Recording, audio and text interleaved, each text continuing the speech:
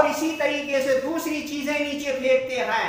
ان چیزوں کی بے حرمتی بھی ہوتی ہے اور یہ چیزیں ضائع، کھانے پینے کی چیزیں ضائع ہوتی ہیں، لوگوں کے پیروں میں آتے ہیں، لیکن اس کا خیال قطعاً نہیں ہے، بالکل نہیں ہے۔ ہم جو ہے اس طرح سے اپنے دین کو اپنے منمانی کے مطابق کرنا چاہتے ہیں اور ہم نے کر لیا ہے۔ نحمدہ ونصلی علی رسولہ الکریم، اما بعد۔ حضرات گرامی و سامعین کرام، اس زمین پر یہ انسان خود رو جنگل نہیں بلکہ رب العالمین کا لگایا ہوا آراستہ باغ ہے، اور یہ انسان اس باغ کا رنگ برنگ کا اعلیٰ پھول ہے، اور یہ پھول جو ہزاروں بہاروں کا سرمایہ ہے۔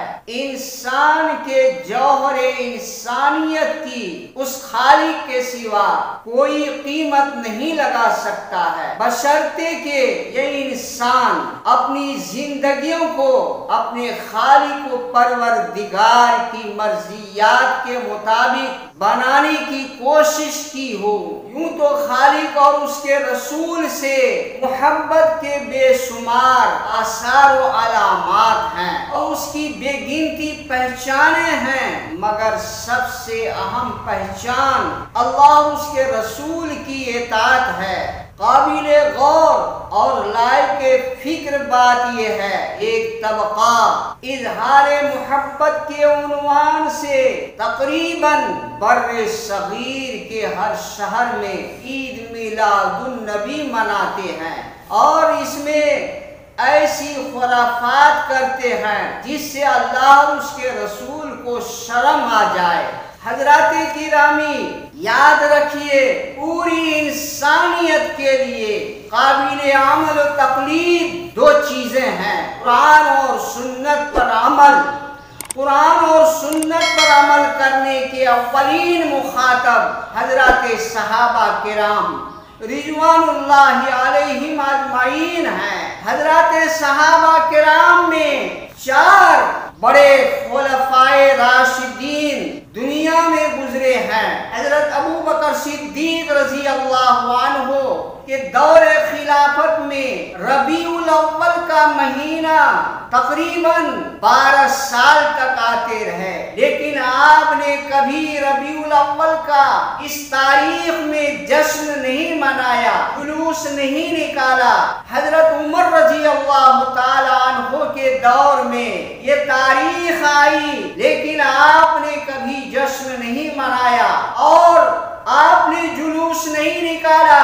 حضرت عثمان غنی رضی اللہ عنہ کے دور میں یہ تاریخ آئی، لیکن آپ نے جشن نہیں منایا اور آپ نے جلوس نہیں نکالا۔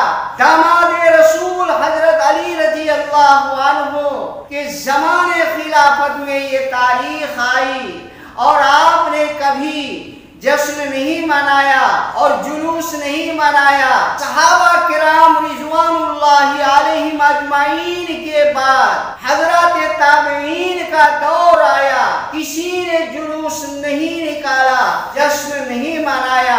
تابعین کے بعد تبع تابعین کا دور آیا، کسی نے جشن اس تاریخ میں نہیں منایا اور جلوس نہیں نکالا۔ لیکن آج افسوس کی بات ہے، صد افسوس کی بات ہے کہ جشن مناتے ہیں، جلوس نکالتے ہیں اور عید میلاد النبی کا نام دیتے ہیں۔ یاد رکھیے، اسلام میں صرف 2 عید ہے، عید الاضحیٰ اور عید رمضان کے بعد جو ہوتی ہے جس کو عید الفطر کہتے ہیں، اس کے علاوہ کوئی عید نہیں ہے۔ لیکن افسوس کی بات، عید منا کر کے نبی کریم صلی اللہ علیہ وسلم سے محبت کا اظہار کرتے ہیں۔ حقیقی محبت تو یہ ہے کہ آپ کے لائے ہوئے دین، آپ کے لائے ہوئے شریعت پر عمل کر کے آدمی یہ بتا دے کہ واقعی میں نبی کریم صلی اللہ علیہ وسلم سے محبت رکھتا ہوں۔ اور غور کیجئے، جو جلوس نکلتا ہے وہ گاڑی کے اوپر میں کچھ لوگ ہوتے ہیں اور کچھ بسکٹ اور اسی طریقے سے دوسری چیزیں نیچے پھینکتے ہیں۔